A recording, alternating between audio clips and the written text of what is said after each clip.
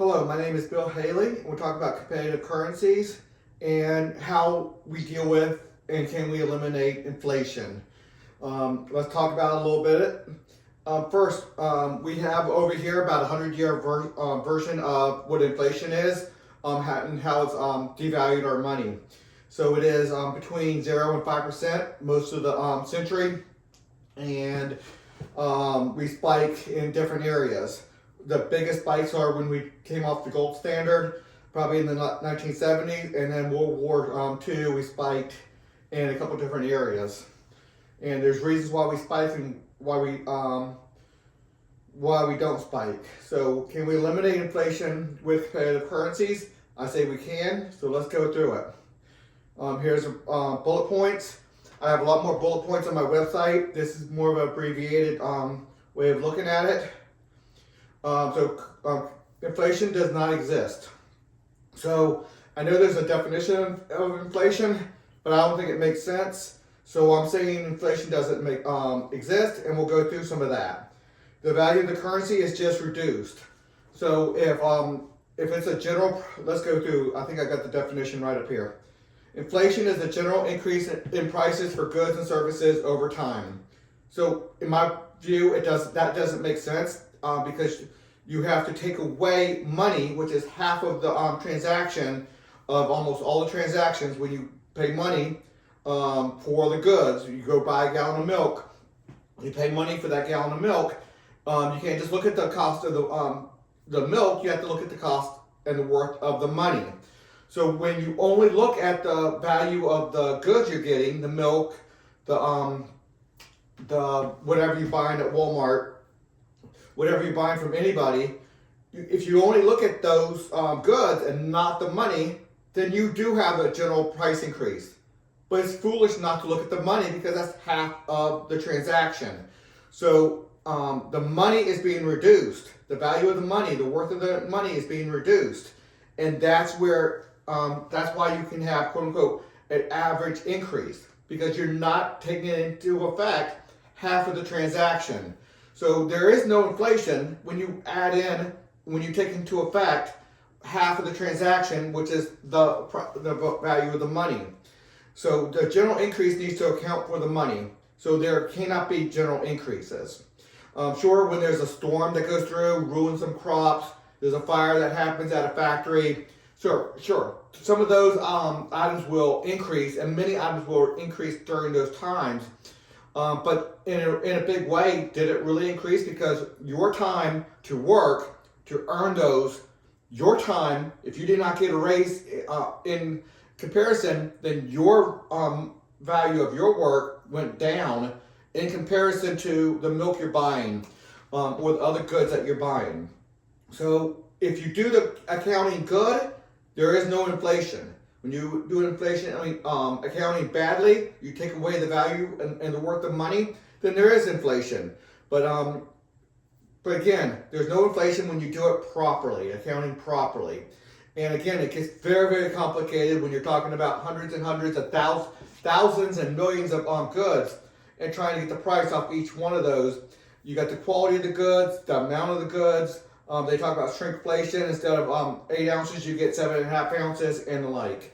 So there's a lot to measure, and it's very, very difficult to measure. That's a big problem out there. The definition goes on to state that your money buys less than it used to. So that's not inflation. It reduces, your money is worth less. Reducing its purchasing power, the money lost its value.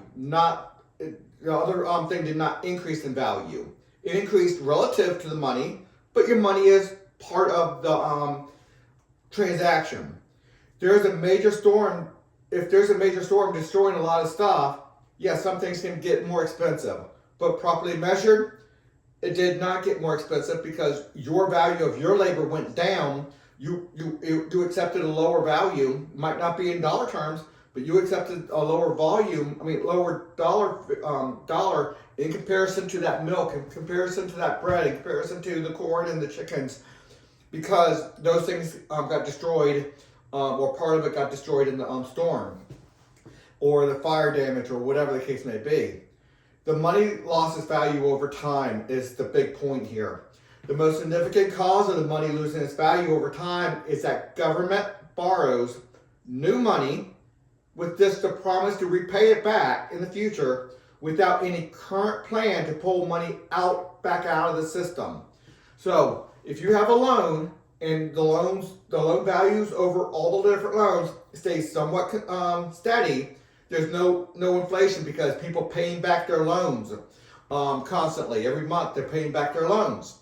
And they're pulling back money back out of the system because that loan was based off of the car you bought or the house you bought or the business loan. So when you're paying it back, you're pulling back money out of the system, going into the bank, and then they might make more loans with that money that you put back into the bank, and the principal goes down.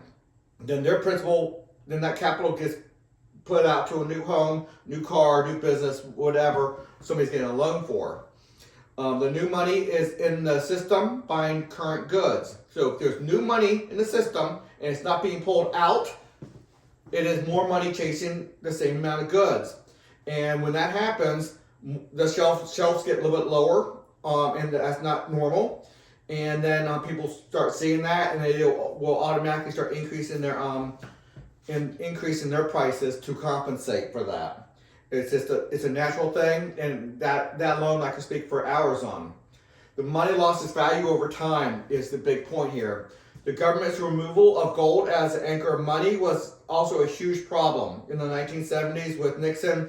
That allowed the Federal Reserve to more easily create money without giving away the gold. When they gave away the gold, that limited how much money they could create. That money was the base of the asset, causing a spike in inflation in the 1970s.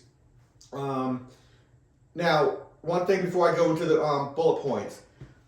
A lot of people say that our currency is not based off of anything. It's not backed up by anything. Well, that is, in my opinion, not correct. They own a lot of gold, but they also own a lot of loans, mostly home loans, in these big old bundles that a lot of banks bundle up a lot of loans, sell it to the Federal Reserve as mortgage-backed securities, and then so the mortgage-backed securities are what is backing up our money, because people have to pay back money on their home loans, mortgage-backed securities on their home loans every month. Now, a lot of times that's just a rolling averages coming in and going out, new loans being made as new payments are being done. And as long as that level stays somewhat level and doesn't spike up and down, then inflation will be almost non-existent, even if you want to say that there's inflation, that is. So, but the Federal Reserve taking us off the gold standards was a big problem. But I don't want to go back to a gold standard. I want to go to a standard where it's backed up by many things of real value. So let's go through the requirements to become a recognized currency. First of all, what is it? It's fully backed up, one standardized unit, but there are many currencies with one standardized unit and easy exchange. So let's do it. Requirements to become a currency in my system. A currency must have assets to 100% back up its currency. So it has to have real assets of real worth, recognized by a vast majority of the people, and there's ways to make sure that stays real assets. So there'll be rating systems, there's a lot of structure around that. A currency must have at least 5% of its state's total assets used to back up its currency. So to become a currency, all you need to do is a bank puts enough assets into their storeroom. We'll call MCAP, monetary currency asset portfolio. So they have to have 5% of their states. So there could be maybe 600 of these, because I'm thinking 12 per state, and times 50 states.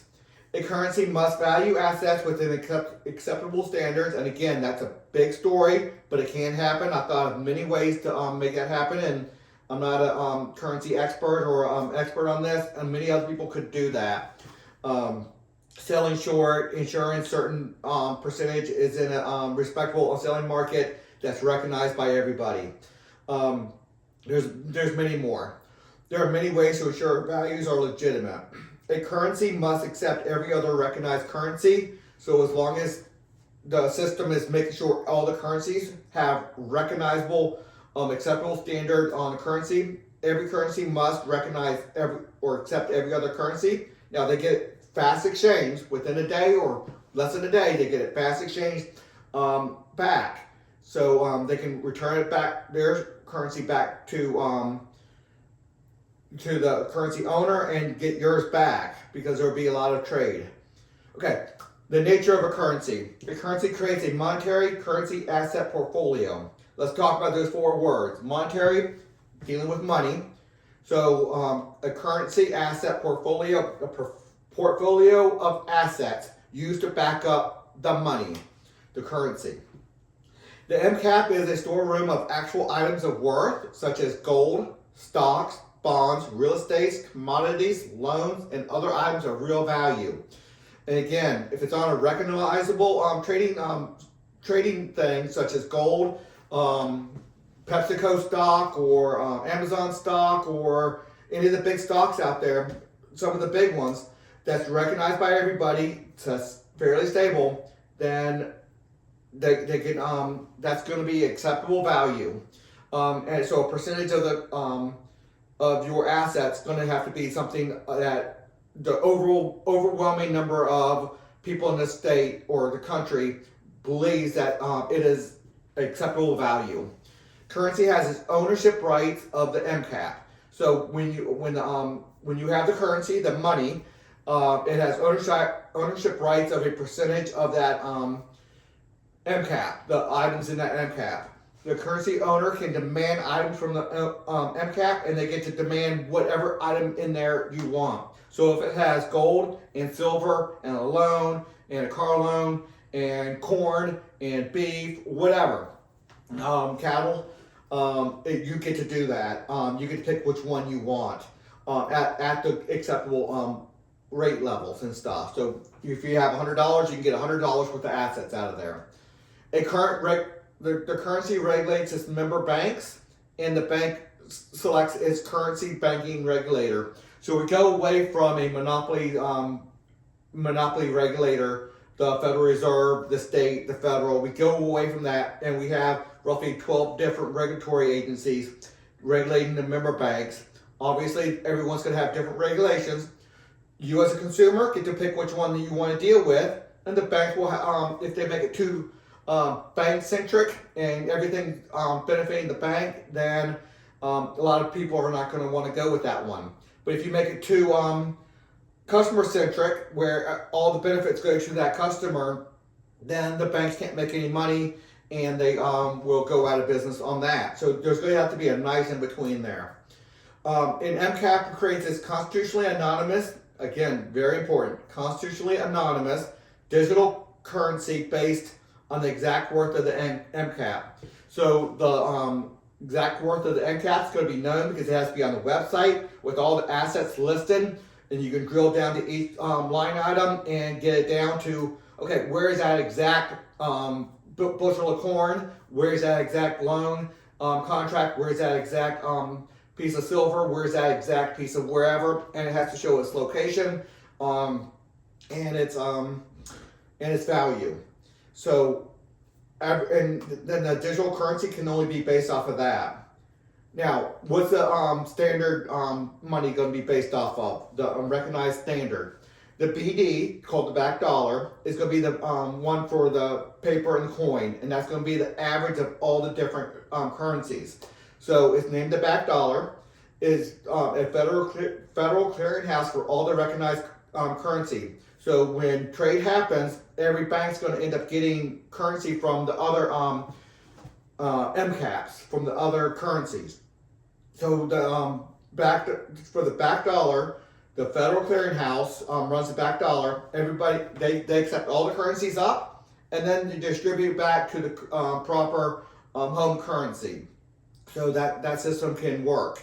I talked a lot more about it in other videos. There's a lot of videos on that.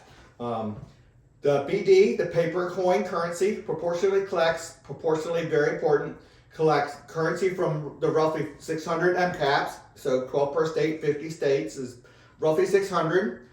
It has a potential of going more. It has potential of going less. So, but it is manageable. 600 is manageable with computers and everything, and to know which one's acceptable and what's not acceptable. And every year there's going to be currencies that's going to fall off, and all the assets being turned over to another currency to so they can to another MCAP so they can create more currency, because some's going to go under that 5% and go out of business, and other ones are going to start growing bigger than what 20% would be. And I do have a 20% cap on that. And once you have over 20% of your state's value, then you do have to split into two. You're doing so well, you can have similar MCAPs with 10% each, and then let them grow if they do grow. All the currencies must constantly sync their currency unit value to the average, called the BD. So if your assets in your portfolio lose value compared to everything else, and everything else is going to be represented by the BD, that average, then you have less money. You can have less BDs. You can have less of your currency out there because you lost value. But if your PepsiCo stock, your Amazon stock, your gold, your silver, your corn, your cattle, all that gets better than the average, then your currency now can have more currency. Instead of 1 million units, you have 1.1 million units. That's a 10% increase. That's going to be highly unusual.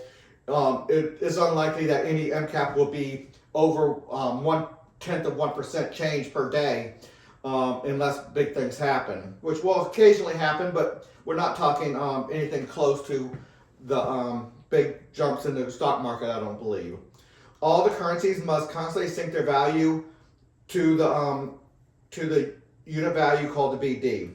Prices in stores will be priced as the BD, because once you sync your average to the BD, that's the same thing as the BD, the same value. So when you go to the store and the loaf of bread is $5 for that loaf of bread, 5 BD instead of dollars, the BD, 5 BD, then since yours is synced with them, that'll take 5 units of your currency, and then you pay it to the store. That store sends it up to their bank. That bank sends it to their MCAP, and then the MCAP sends it all the way up to the BD, and then that BD collects that, sends it back to the correct currency, and you can either get your currency back or assets, because you actually owned the bank that took that from the store. The store collected that $5. It sends it all up. That $5 has ownership rights to go get anything out of that MCAP of where it came from, and so they can get currency, their currency back, or they can get assets. So there's a couple things they can do with that. As commerce happens, banks and MCAPs will collect and own many different currencies, and within literally hours, if not almost immediately, those get some up to the BD, and then you get some back. Now, because commerce happens and people are paying people different amounts, it's not going to be exactly even. Some people are going to get paid out a lot, pay mortgages, have big credit card bills, whatever, and it's going to all that. Some MCAPs are going to reduce down in value a little bit, because there are people paid money to somebody else for products that they wanted, and so their assets going to go back down. Then maybe over time they'll climb back up a little bit. So it's going to have a fluctuation on a daily basis. There will be differences between what was sent up and what was received back, which would be made up with a transfer of real assets from MCAP to MCAP. So it'd be easy to say, now you own me $12 million worth of assets. I'm going to take these loans, these ounces of gold, these ounces of silver, these certain cattle futures, whatever. And then every day that happens, and every MCAP is going to be either a little bit light, being getting their assets back, which means people are going to be able to take their assets, which is not really theirs. It's people who own the currency, taking assets out of theirs, or if they're heavy, they send up more currency than they're getting back in their own. Then they get to go take assets from other people's MCAPs because they actually own part of that MCAP because the currency's in their hands. Anyway, do I have a little more on this? Yep. All done for this one right now. A lot more videos. I did a lot of videos on this, going through every aspect of everything. But Haley 2024 is where you can find everything. It's Everything Competitive Governance over there. Please consider a donation, and until the next video.